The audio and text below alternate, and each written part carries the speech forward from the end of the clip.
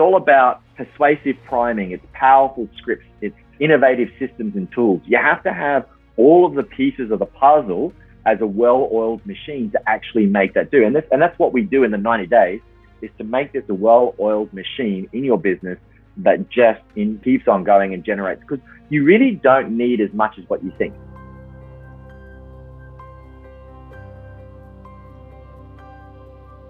Did you know that Google reviews can actually help you attract new leads? And I'm not just talking about if someone knows your company already and tries to find your company name and then checks if you've got good reviews. I'm talking about people finding out about your business by searching certain keywords on Google, and your business pops up and you have the most reviews compared to others. And little did I know, I thought by having 10, 20, 30 maybe reviews is good enough and don't have to try to get any more. The more you get, the better. Because in today's episode, Karl Schwantes, who is my business coach, he has a business that helps companies to increase their Google reviews to attract leads. And one of his businesses, he has over 700 reviews. And so his business is killing it when it comes to selling diamonds. And so he's using what he's learned to build up his new business to help people like us to grow our business to attract leads. Because the way he explains it is, Google is like your salesperson. It's going to work 24/7 for you. And so today's episode, you'll learn everything that you need to know about how to rank your business on Google and get the most reviews compared to your competitors. Hi, Karl. Good to have you here. Hi, Lynn. How's it going? Good.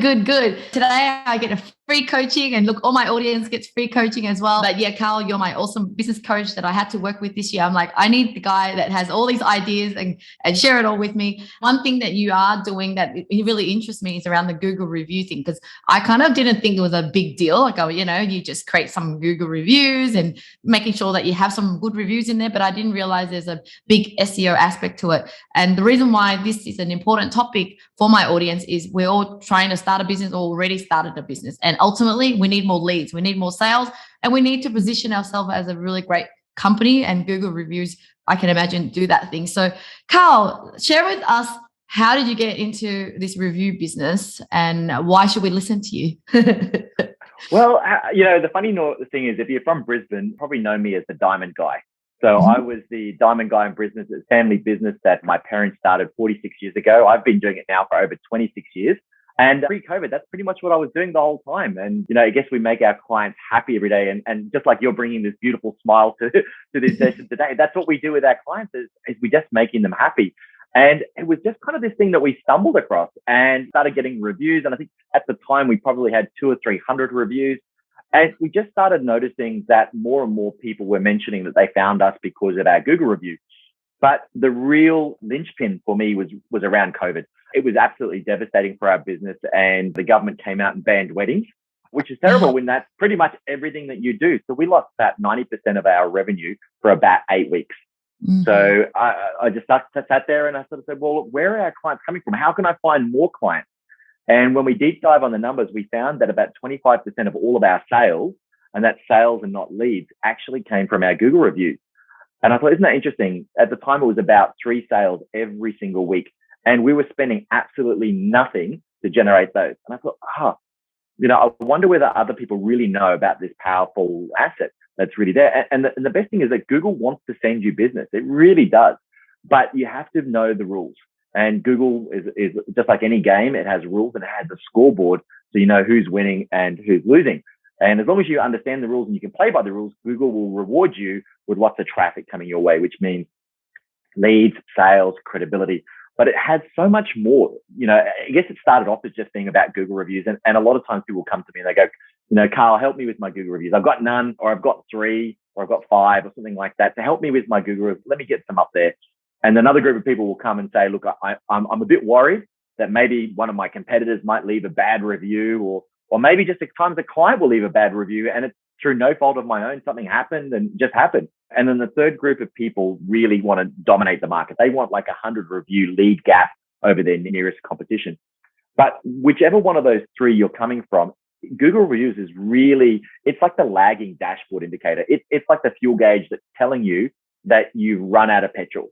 And that's okay, or neither good nor bad at the time. But what you really need to do is to move upstream and look at, well, what's happening in your business? What does the customer journey experience look like? How are you surprising and delighting your clients in ways that they couldn't even imagine.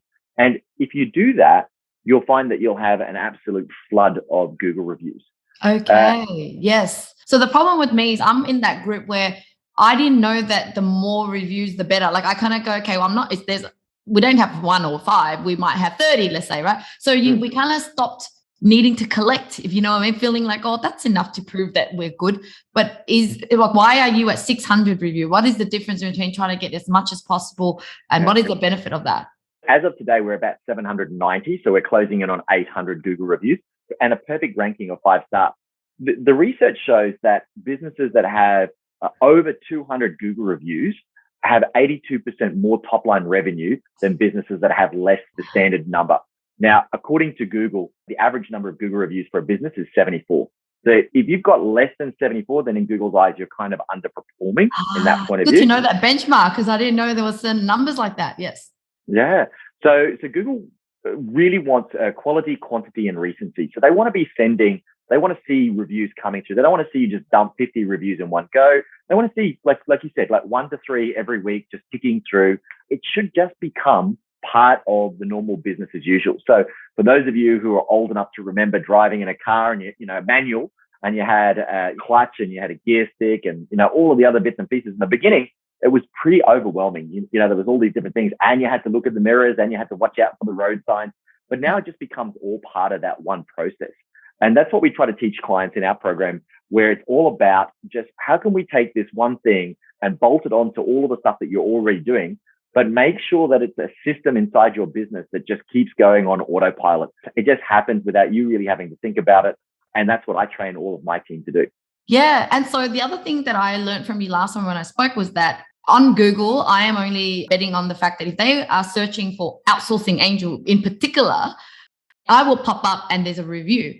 But I think from memory, you're saying that I could be ranking for outsourcing company, let's say, and then they go and find me on the Google Places, Google Business, and then my review comes up, because that in that way, I am actually, Google reviews or Google Places are actually able to attract new leads for me, not just as the place to validate if I'm good or not.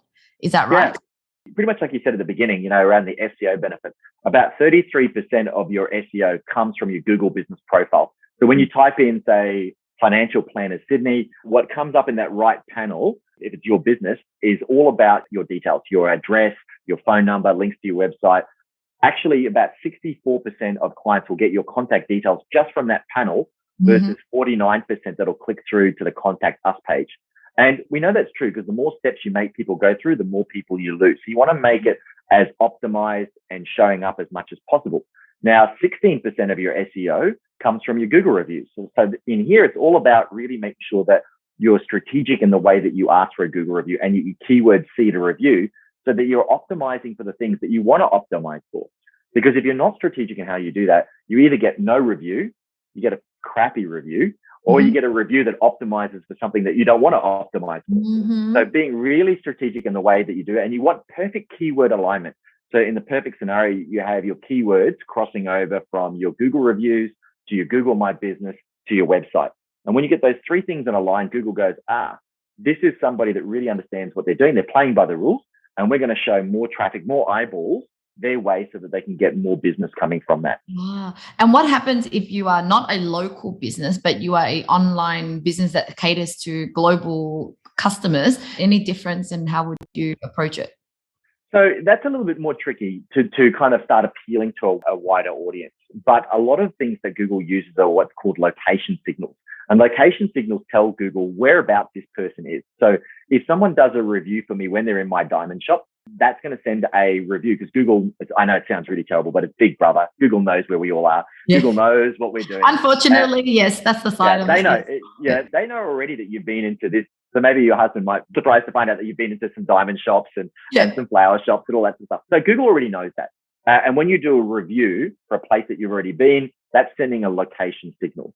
But there are other things that you can do if you're not from. So if I'm in Brisbane and you're in Sydney, and I take a photo of, let's say, my board here that you can see in the background. If I took a photo of that, embedded in my phone is a longitude and latitude.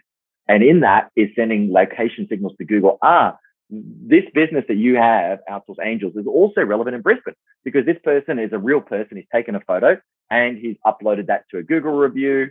And so all of these things then say to Google, well, we'll start showing some more traffic to people, even though he's in Brisbane and you're in Sydney, we'll start showing more traffic to Karl in Brisbane if he types in outsourcing, VAs. Yeah. So Google is just really smart and has its own kind of algorithm stuff. Okay. So explain I know you have a program, and I just wanted to understand, I guess, what is the steps that you would usually take. It was good to hear that it's not just about, okay, how do you actually send an email out to get a Guru review? It's really like a lot of work before that. So do you want to explain, if I was a client, how would I work with you in your program? Yeah. What we talk about is the 3 critical outcomes that I guess every business owner that we think we would love. And the first one is lead flow on tap. Like you want to have so that there's more leads coming to you than you can deal with. That way you can be selective as to who you deal with, and you can put your prices up so that makes you more profitable without actually doing any more work. Mm-hmm. The second one is all around an incontestable reputation. So this is like when I look online and I type in VAs Australia or whatever, that you are so far in advance from everybody else that you are the obvious choice for me to go to. And the third one is all about remarkable client experiences. Because even if I showed you my Jedi mind tricks and I showed you how to get all these amazing Google reviews, and you end up with 300, 500, even 1,000 Google reviews. And then when the client interacts with you, it's not a great experience. It's actually worse for your business because almost the reality gap between what they're expecting and what the reality is becomes further apart. Mm-hmm. So we need to make sure that the reality of what the customer journey experience is like is matched with the Google reviews that you get. And that's a big mistake that some people don't make. So in the beginning, the first stage, we split it into 3 parts. The first part is all around the foundation. And getting the foundations, like anything, is all about, moving from being a little bit chaotic to being focused. And in this phase, what we're dealing with is mindset and beliefs. So a lot of people have limiting beliefs when they come into the program, like, oh, my business won't work for Google reviews, or I only see 1 client a month, or I'm in a B2B space, or whatever that is. And I can guarantee you that Google reviews will work for any business, location, non-location, products, services, doesn't matter. Because at the end of the day, we're in a H2H world. So it's human to human. Yeah, 100%. I check Google review everything. Like if someone doesn't have review, I scanned it to something that does. Even if it's 1 review is better than nothing for me. Yeah. Yeah. And most people know this is true because guess what? You do it. Yeah, exactly. So if you're doing it to somebody else, why are you not thinking that they're going to do it to you? Okay, so that's quite interesting. But when you have no reviews or very few reviews, well, your reviews tell something about your business. If you've got very little reviews, it either means you're in startup phase or quite frankly, you're just not really good at what you do. The second thing is you've got some good reviews, but maybe they're not all at 5 stars. So it means that you're inconsistent or, sometimes it's good and people want to feel safe. If they want to feel safe that if I'm going to come to you, I want to know that it's going to be a great experience every single time. And if you've got a ton full of reviews, then it's telling people, well, the culture of the business is right. The team is all working. The quality of the products is, and this business really cares about its clients. So you can actually tell a lot about a business, not only by their Google reviews, but how they respond to the Google reviews as well. Then the second part is all around ownership. Now, this process really works well when someone in the business takes ownership. Otherwise, it's kind of like, I thought it was you. No, I thought it was you. And then no one ends up doing it. So having somebody that is a defender for the client experience and also is responsible for collecting the Google reviews is vital for this to be a key pillar strategy in your business. So the next one is all around like lead scoring. And it's like, how do we know which one of our lead sources is the most profitable? I had a client of mine that before coming to me, spent $50,000 on Facebook ads and generated 50 new clients, which was great. But his cost of acquisition of a client was about $1,000. Now that's neither good nor bad, but the problem was his average monthly revenue from that one client was only about $100. So it was going to take him nearly a year to recover the initial cost. Okay. So sometimes we've got to look really deeply and go, which one is our most profitable form of lead source? And for me, I have yet to see anything that rivals Google reviews in terms of an ROI on the effort and time that you put in. And it's one of those things, right? Like if I said to you, Lynn, imagine if you could employ somebody today. Now, you won't have to pay them a wage. They won't even take any holidays. They won't even take public holidays.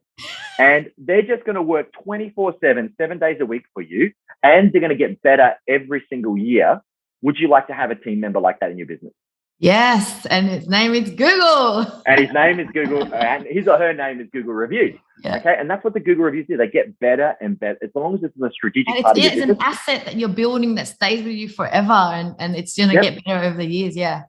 So the second phase is all around the game. So we talked about the game. The game is all about moving from being vulnerable to being exceptional. And in this phase, what we're talking about is what is your market differentiation? Like, it's not about being 10% better. Sometimes people go, oh, if I can just make this widget a little bit better, then I'll stand out from the competition.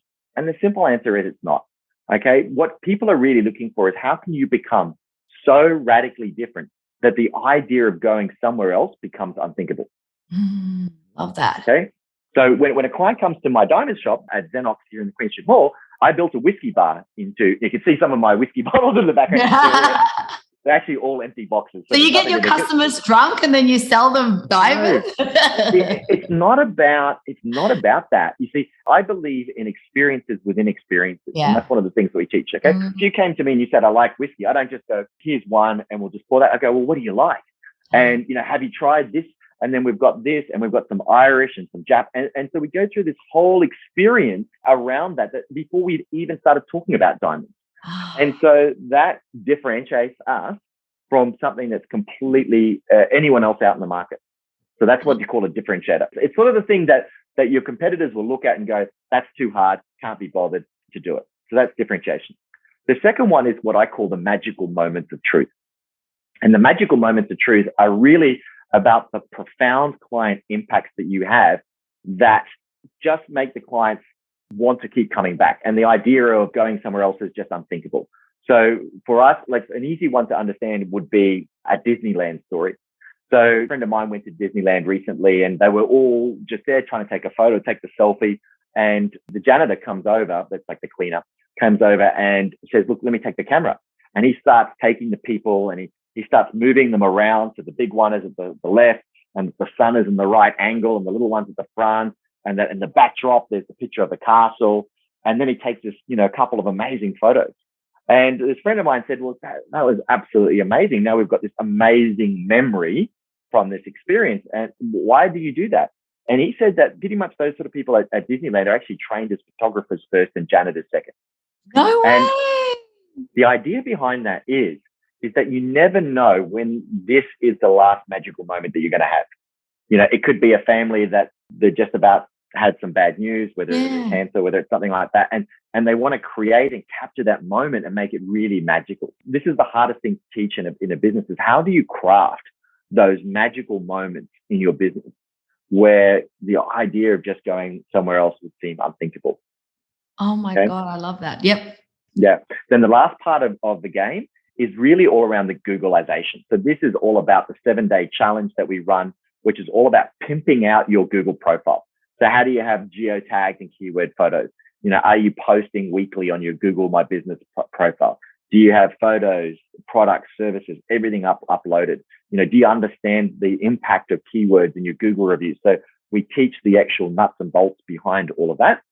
And then the last program is all about the team. Now, if you've done any research about someone like Richard Branson, you'll know that he says that the team is probably one of the greatest business assets. And I know I'm preaching to the converted with you because, you're pretty much all about team. So if you look at the team is all about how can we create this identity for the team? And the identity is all about how can we serve the client to the highest value without judgment. Now, the last part without judgment is the hard part, right? Because we all judge. Regardless of whether you mean to or not, the first idea that pops into your head is a judgment. Yes. And how do you train somebody to serve without judgment? When you do that, you come from a completely different place. And that's what shows up in the client's perspective, is to treat every client like they're worth $1 million, that regardless of what they're doing, no matter the time, and sometimes I refer to this as the butler test. If you've ever had an English butler, it's amazing. I was lucky enough, my cousin got married in the UK to a music rock star, and they hired out a whole castle, and we were lucky that we had a butler for the night. And anything you wanted, this shirt's got a little bit of a crease in it, I'll hand it to housekeeping staff, drinks and whatever you want. Nothing was a problem, and it was really an amazing thing. But the thing is, you can take that and a coffee shop owner can use it. Like any business can take these principles and implement it. It doesn't just work for a diamond shop. It doesn't just work for a coffee shop. It doesn't just work for, an outsourced company like yours. It works for every company. Yeah, I love that. It sounds like there's a lot in there. So how long does it take to complete, like to kind of implement it? Yeah. So this is what we're running through now is the Google Mastery Program, and that takes 90 days, so a quarter. Yeah. In that time, you should come out with 100 Google reviews. I've had people do the 100 Google reviews in 5 weeks. So it comes down to also how passionate and motivated you are. And I'm sure you're very passionate and motivated. So I'm sure you'd have no problems in doing that. But the next phase is all about the rhythms and the routine. You've got to have the daily huddle, the weekly retrospective, the monthly, the quarterly, the annual goal setting, where Google reviews just becomes a line item. Like as if you would talk about what's our top line revenue. What's our Google review? What's our online reputation look like? Okay, so that this has to become a key line item in all of your meetings. And again, going back to the ownership, somebody has to be responsible for that in reporting it to you, the business owner. And ideally, that person should not be the business owner. It should be somebody else in the team, that they report to you, the business owner, and the rest of the team. How is the company tracking in our online reputation? Are we getting Google reviews? Are they great Google reviews? Because most people don't know there's actually 5 different levels of a Google review. And most people are only hitting the bottom 2. It's all about up-leveling the quality of Google reviews. Because if you have a level 5 Google review, so if you go to Xenox Diamonds, the easiest way to do this is you have a look. But if you type in Xenox Diamonds into Google and you have a look at our Google review portfolio, when you click on Google reviews, it comes up and they're lengthy, detailed descriptions with photos, with keywords. Yes, I saw that. Staff members. So that's the gold standard of what you're aiming for. And Google will give you more traffic if you can get that kind of a review. But that doesn't happen by accident. You have to be deliberate in the way that you do it. I had a good friend of mine. She went to a nice restaurant and she was telling me about it the next day and saying it was amazing. The business owner came out and even shouted them coffees because it was her birthday. She was telling me all this. I said, oh, that's awesome. I said, did you leave them a Google review? She said, oh, no. You as a business could do everything right. You could be blowing them out of the water. But if you miss a simple part of that process, which is simply asking the client for a Google review, it's not likely to happen. And this is where people get frustrated in the beginning, is because they say, look, I asked 10 people and not one of them did it. Okay. That's right. Having a right system. Yeah. It's important. It's all about persuasive priming. It's powerful scripts. It's innovative systems and tools. You have to have all of the pieces of the puzzle as a well-oiled machine to actually make that do. And that's what we do in the 90 days, is to make this a well-oiled machine in your business that just keeps on going and generates. Because you really don't need as much as what you think. 1 to 3 Google, like if you got 3 Google reviews a week, there's 150 Google reviews in a year. That's 300. That's 302 years. That would put you well above most businesses out there. And by the 3rd year, all of a sudden, like I said, the research shows that you should be earning 82% more than a business with almost no reviews. So that is so amazing. In short, your suggestion is, because it's the important item in the line, it's because it should reflect the indirect result is that there's more sales, more clients, because there's just the way it is, right? Because you've taken care of the clients are happy. It directly results to, The interesting that happens is, like, in the beginning when I started doing it, I would say to people, go out and give a great experience. And the problem is that your definition of a great experience is different to mine. Okay. If the most you've ever been to, and I'm not saying it is, but if the most you've ever been to is a 3-star motel and you've never had a 5-star experience, how can you give that to a client? It's hard, right? But it might mean different things in different ways to you. But the easiest way to gauge whether the client had a great experience is by using this metric of a Google review as the results indicator. Yeah, how they feel about it. Yeah. Yeah. And so what I would say to the clients, I would say to my team, is go out and give a 5-star worthy Google review. And so they would then go out and do that. And I don't mind, like, I spent 10 years in the military as an artillery captain, and we would talk about this thing as commander's intent, which is, I want you to take the hill. I don't care whether you got the left, the middle, or the right. You find a way, but just get to the objective. So I didn't mind how they did it. If they wanted to shout the client a coffee, they could do that. If it was lunch, if it was parking, all of these things, they had that latitude and boundaries in order to be able to do that. So that's all about, but when you make it a line item and people are focusing on it, now everybody becomes involved and they all start thinking about, well, how can we get a Google review? Hey, we're having a meeting and Linh got 10 out of the 12 Google reviews. I got none. Mm.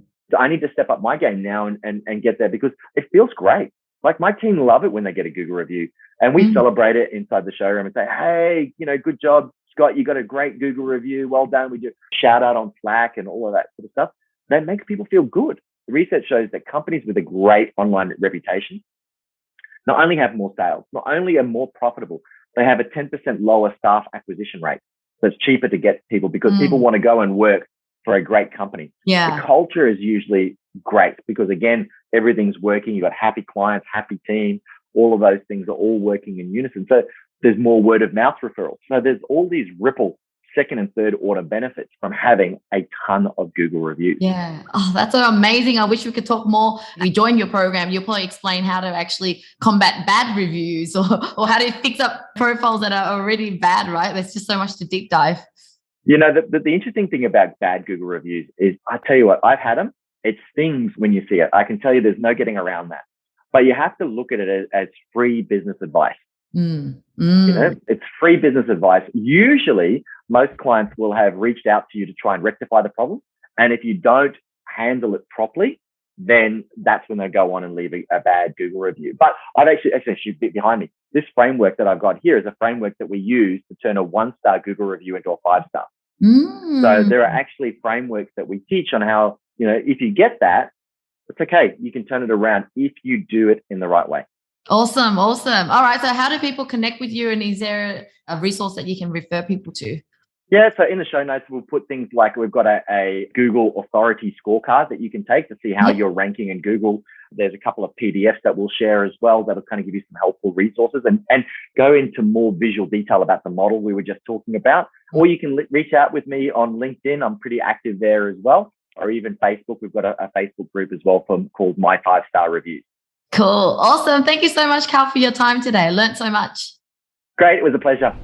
Well, thank you so much for watching, guys. Love to hear in the comments below, how many reviews do you have and how many do you want this year? Because I definitely am interested in starting his program as well, because I really believe in what he's saying. It really does make a lot of sense. And there's always room for improvement when it comes to growing our brand reputation and our client experience. So I love that it's not just about getting the reviews, but it's about improving the whole client experience so that the clients do experience an amazing service. Anyway, I hope you enjoyed this episode, and I hope to see you in the next episode.